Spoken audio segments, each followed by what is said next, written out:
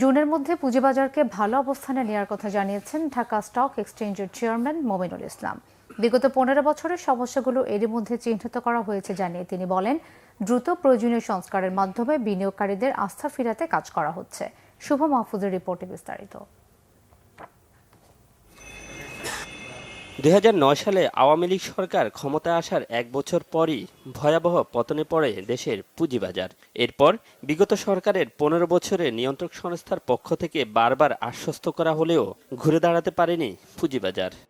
এবার বিনিয়োগকারীদের প্রত্যাশা ছিল পরিবর্তিত পরিস্থিতিতে গতিশীলতা ফিরবে শেয়ার বাজারে, কিন্তু সেখানেও গুড়ে বালি।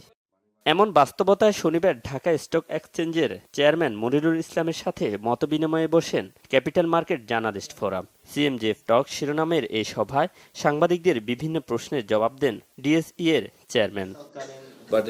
এ সময় তিনি জানান, রাজনৈতিক চাপ ও নিয়ন্ত্রক সংস্থার অনাকাঙ্ক্ষিত হস্তক্ষেপের কারণে বাংলাদেশের অর্থনৈতিক উন্নয়নে গত 15 বছরে পুঁজিবাজার কার্যকর ভূমিকা রাখতে পারেনি।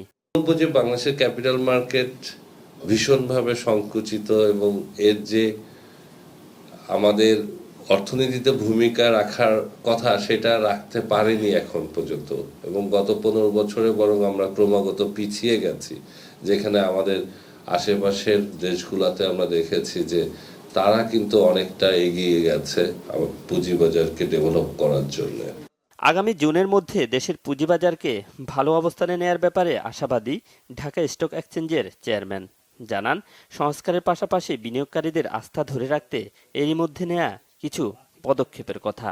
শর্ট টার্মে কি কি করা উচিত, একটা হচ্ছে যে ট্যাক্সে কি ধরনের একটা বেনিফিট, ফিসক্যাল পলিসির জায়গায় কি করা উচিত।